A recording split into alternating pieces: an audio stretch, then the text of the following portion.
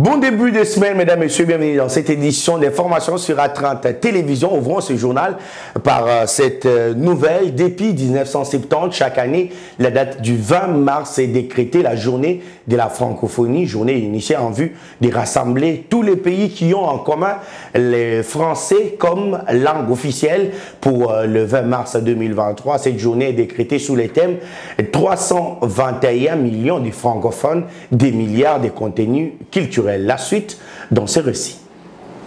La journée de la francophonie a toute une histoire. Une histoire instituée le 20 mars 1970 à Niamey, capitale du Niger, qui a vu le jour des entrailles de l'Agence de coopération culturelle et technique. Une organisation intergouvernementale de tendance culturelle surtout, avec comme leitmotiv la mise en exergue des valeurs communes autour de la langue française. Dénominateur commun à l'ensemble de tous ces pays, dénominateur commun dans l'administration, l'enseignement. Mis ensemble sur la planète Terre, les pays membres de la francophonie se retrouvent dans un univers dénommé Organisation internationale de la francophonie, en sigle OIF. À sa tête, on y trouve un secrétaire général d'un des pays membres de ce cercle culturel qui est élu pour un mandat de 4 ans renouvelable par le chef d'État et de gouvernement. Pour plus de promotion de la francophonie, cet ensemble est sorti de la sphère politique pour prendre la dimension des Jeux de la francophonie. Une façon de rapprocher davantage la population de tous les pays francophones autour des valeurs qui convergent vers le seul point qu'est la valeur linguistique. Aujourd'hui, la francophonie réunit près de 88 pays, parmi lesquels la RDC qui passe pour le plus grand de tous en termes de démographie. Ainsi, la francophonie est synonyme de plusieurs millions d'habitants, ce qui peut justifier le thème retenu en 2023, 321 millions des francophones, des millions de contenus culturels. En République démocratique du Congo, l'actualité est dominée par la tripartite entre l'Angola, l'Afrique du Sud et la RDC qui s'est tenue dimanche dans la capitale congolaise entre les 3 ministres des Affaires étrangères. La rencontre qui a eu lieu en marge du Conseil des ministres des pays membres de la SADC ouvert samedi à Kinshasa. Au menu, l'élaboration d'une feuille de route des coopérations stratégiques durables entre leurs pays. Pour Christophe Lutundula, le vice-premier ministre des Affaires étrangères congolais, l'objectif de la tripartite est notamment d'appuyer le processus de paix en République démocratique du Congo. Approfondir un partenariat stratégique et durable, appuyer la consolidation et la paix en République démocratique du Congo sont les 2 objectifs du mécanisme de la tripartite RDC-Angola, Afrique du Sud, lesquels objectifs s'étendront au secteur de développement économique, de la défense, des infrastructures, de l'administration publique. Mis en place depuis août 2013 et sur suggestion de l'Angola, le mécanisme devrait être évalué pour l'adapter aux circonstances actuelles. Christophe Lutundula Napala, vice-premier ministre, ministre des Affaires étrangères et de la coopération internationale de la RDC et ses homologues se sont penchés sur différentes urgences, notamment la mise sur pied d'une feuille de route en tenant compte des dossiers brûlants du moment et la création d'un secrétariat permanent virtuel qui fera le suivi et la préparation de rencontres de la tripartite. Une rencontre qui tombe au bon moment et témoigne de la fraternité qui règne entre les 3 pays. Christophe Lutundula, chef de la diplomatie congolaise, a profité pour remercier l'Angola et l'Afrique du Sud pour la promptitude et l'engagement manifeste de développer le partenariat solide et durable. Le rapport sera fait au chef d'État des 3 pays par le ministre des Affaires étrangères correspondant afin que la diplomatie régionale regarde dans la même direction et travaille pour les mêmes objectifs stratégiques. Rendons-nous à présent à la Chambre basse du Parlement. 2 questions adressées aux directeurs généraux de l'Office de route et celui de la voirie et drainage déposé ce lundi à l'Assemblée nationale. L'initiative est du député Gu Mafuta Kabongo, l'élu de Chikapa, qui déplore les mauvais états de route principalement dans la province du Kasaï. Il appelle le président de l'Assemblée nationale à autoriser une enquête parlementaire sur la question de réhabilitation de routes. Suivez. Le gouvernement de la République, sous l'impulsion du chef de l'État, alloue des sommes assez importantes pour que la voirie urbaine, pour que les routes soient réhabilitées correctement.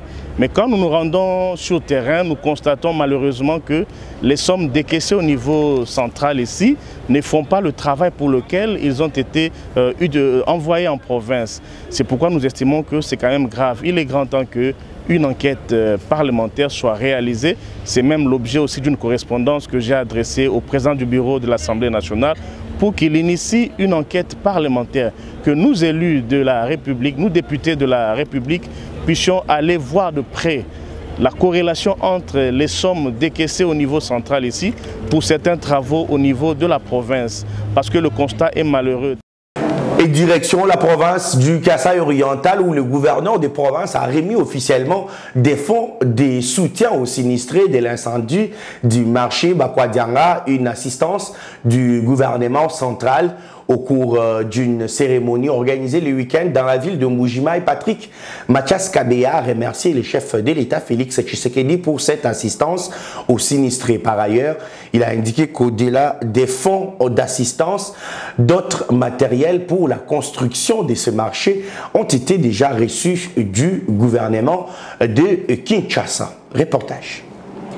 Le 28 janvier 2023, c'était un samedi tard dans la nuit.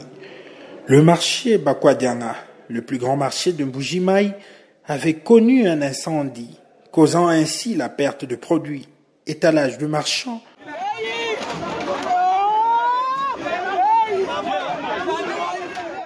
Depuis lors, le gouverneur Patrick Mathias Kabea Machabidi avait entrepris de plaidoyer auprès du président de la République, Félix Antoine Tshisekedi Tshilombo, pour assister les victimes. Le chef de l'État, répondant favorablement au plaidoyer du chef de l'exécutif, a instruit au gouvernement central de disponibiliser un fonds d'assistance aux sinistrés.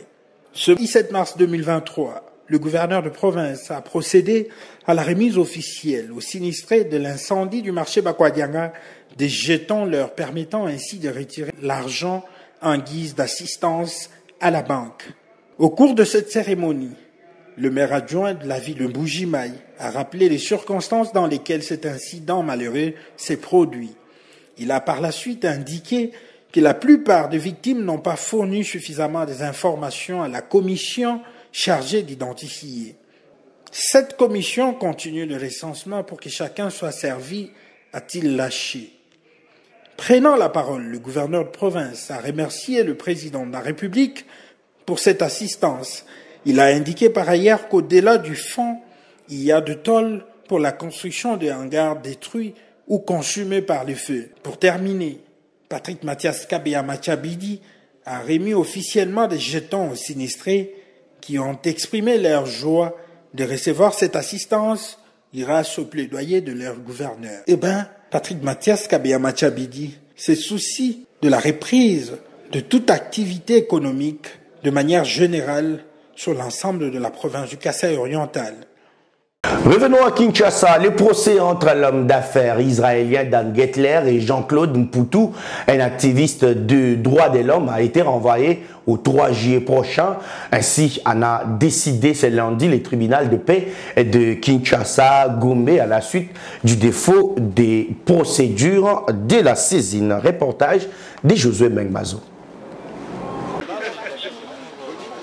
Première audience dans ces procès opposant les groupes Ventura à Jean-Claude Mputu de Sainte-Pave. À l'ordre du jour, l'identification de prévenus, tous absents de la salle, mais représentés par leur avocat conseil. Voilà qu'est surgit une difficulté du départ, celle liée aux adresses physiques de personnes convoquées par les tribunaux, notamment pour le prévenu Jean-Claude Mputu, du moins si on en croit ses avocats. Les clients que nous représentons n'avaient pas été atteints régulièrement, notamment Jean-Claude Mputu. Donc, le collectif de la défense qui a été constitué est venu démontrer devant les tribunaux, arguments légaux à l'appui, que les règles de procédure pour atteindre Jean-Claude Mputu, qui en plus ne réside pas sur le territoire congolais, n'ont pas été respectées. Le tribunal nous a suivis dans ce sens et s'est déclaré non saisi en ce qui concerne Jean-Claude Mputu, mais régulièrement saisi en ce qui concerne Ressources Matos. Et pour respecter les délais de notification vis-à-vis de Jean-Claude Mputu, l'affaire a été renvoyée au 3 juillet pour permettre à la partie citante de se conformer à la loi. Pour l'accusation, le renvoi du procès, on applaudit de deux mains dans l'espoir de tout régulariser sur le plan administratif. Bon, je crois que je suis avocat, je suis très respectueux des règles qui régissent ma profession. C'est un procès qui est en cours et que donc je n'ai aucun commentaire à faire jusque-là. Ouais, je ne fais aucun commentaire, d'autant plus que le procès est en cours. Ça, c'est conforme aux règles qui régissent la profession d'avocat. Pour le reste, on en saura davantage sur ces procès le 3 juillet prochain à l'occasion de la prochaine audience. Pendant ces temps, plusieurs militants des mouvements citoyens Filimbi ont manifesté devant le tribunal FDP de Kinshasa-Gobé à marge de ces procès de groupe Ventura et Jean-Claude Mputu du mouvement Congo n'est pas à vendre. Pour ces activistes, il s'agit d'un procès de la honte dont l'objectif est de faire taire tous les Congolais qui s'opposent à Dan Gettler. Au tribunal de paix de Kinshasa-Gombe se sentent plusieurs militants du mouvement citoyen Filimbi venus manifester en marge du procès qui oppose le groupe Ventura de Dan Gettler à l'activiste Jean-Claude Mputu. Le porte-parole de Congo n'est pas à vendre et numéro 2 de l'ONG Ressources Matters est accusé de diffamation par la société du milliardaire israélien.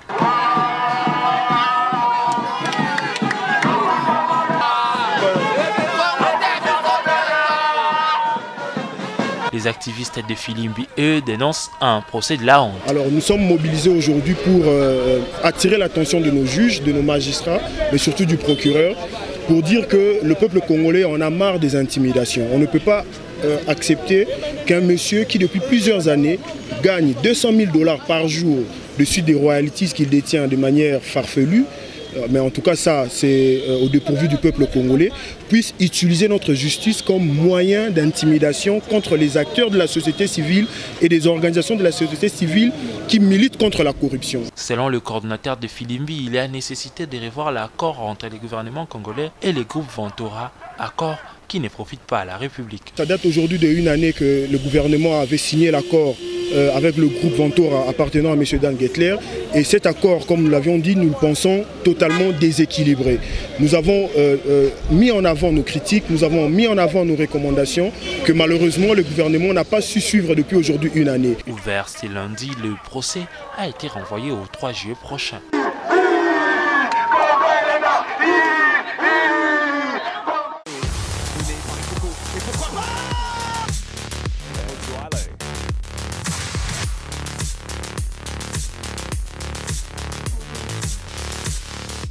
En sport, situation catastrophique. 2 clubs congolais engagés aux interclubs de la CAF, 20 clubs en Ligue des Champions, Tout-Puissant, Mazembe, Desampe et Lupopo en Coupe de la Confédération sont tous éliminés avant la 6e journée de la phase des poules. La responsabilité de cette déroute incombe non seulement au club mais aussi à l'État congolais. Avis de Simon Valdoyamba qui évoque le manque d'organisation dans le football congolais. On l'écoute au micro de Mécha Kouabeno et Paul Mwinda. La RDC a seulement été placée dans son état actuel, son état de santé, je dirais footballistique actuel. C'est vraiment ça la réalité, que le football ne va pas bien.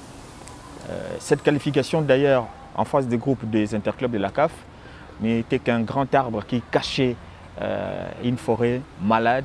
Nous regardons les choses dans l'ensemble, c'est-à-dire la fédération a sa part, parce que c'est la fédération qui organise techniquement la pratique du football ici en République démocratique du Congo. Le gouvernement congolais a également sa part des responsabilités et également les responsables des clubs.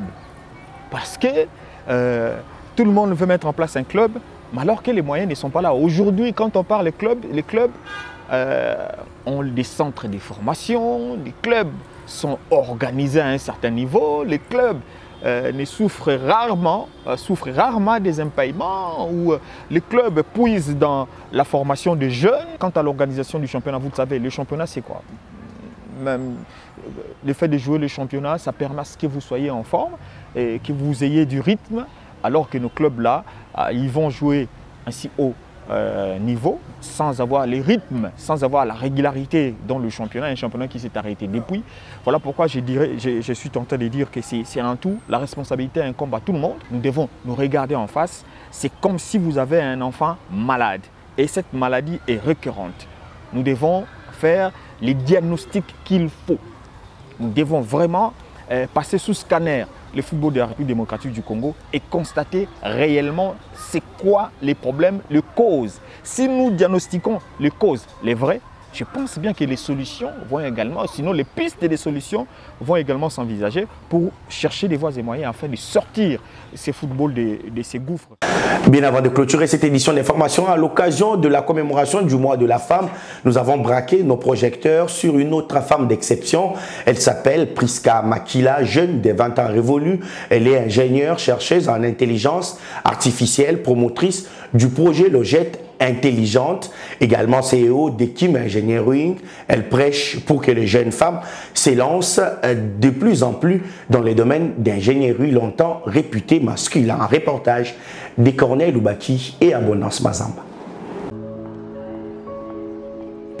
Je suis Priska Makila, je suis ingénieure en électronique industrielle. Je suis également CEO de Team Engineering, qui est une start-up qui œuvre dans les nouvelles technologies. Elle est une femme ingénieure, deux mots qui ne pouvaient être mis ensemble dans le temps. Priska Makila est l'une des si rares Congolaises qui évolue dans un domaine réputé masculin, mais qu'elle marque d'une encre indélébile par son savoir-faire. Devenir ingénieur pour Priska Makila part d'une histoire de cœur, de la passion. C'est un domaine qui me passionne premièrement et également je l'ai choisi parce que j'ai grandi en voyant mon père travailler dessus. Mon père fut ingénieur, alors c'est lui mon idole, je l'ai vu travailler tous les jours dans ce domaine. C'est lui qui m'a poussé à embrasser ce domaine d'ingénierie. Étudiante en deuxième année de licence en informatique appliquée à l'ISTA, l'Institut supérieur de techniques appliquées, son parcours dans l'ingénierie est parsemé de biens d'embûches qu'elle surmonte au jour le jour pour atteindre ses objectifs. Aujourd'hui, elle noue les études à la gestion quotidienne de sa start-up Kim Engineering qui œuvre dans les nouvelles technologies, l'intelligence artificielle, les installations photovoltaïques et électriques des bâtiments, la création des sites web ainsi que d'applications. Elle exerce de manière méticuleuse son travail pour répondre aux besoins de la société qui dit Priska Makila, dit en même temps plusieurs innovations. La Logette intelligente, c'est une logette qui permet de gérer automatiquement l'électricité de la maison. Donc c'est connecté à une application qui facilite la gestion et également ça gère la température et l'humidité. Jeune de 20 ans révolue, la CEO de Kim Engineering est déjà auréolée de plusieurs distinctions grâce à ses innovations. Pour avancer davantage, elle a les secrets. Toujours travailler 2 fois plus. Pour moi, ce qui compte, c'est le travail, c'est pas le talent. Parce que le talent, ça s'étue au fur du temps si on ne travaille pas. En étant femme, on est obligé de travailler 2 fois pour s'imposer et pour montrer notre capacité. Donc même dans la vie de tous les jours, dans le travail, pour négocier des contrats, pour rencontrer des clients, il faut à chaque fois prouver à 2 reprises. Priska aspire à un plus grand rêve et veut de plus en plus inspirer. Hier, c'était pas possible de trouver une femme en train de parler du numérique. C'était pas possible de trouver une femme en train de dire ingénieur, en train d'aller à l'ISTA pour étudier. Quand j'ai fini en G3, on était à 3 filles et 45 garçons. Mais avant ça, c'était pas possible du tout de trouver une seule femme à l'ISTA. Aujourd'hui, on est là, on trouve de femmes et donc, qui étudient et on trouve ces femmes-là qui veulent embrasser ce domaine d'ingénierie, qui innovent. D'ailleurs, je suis la preuve, je suis dans ce domaine, je suis en train d'innover, je suis en train d'apporter de nouvelles idées. Alors, je vais dire que le combat au début, c'était très dur, mais là, on a assez évolué.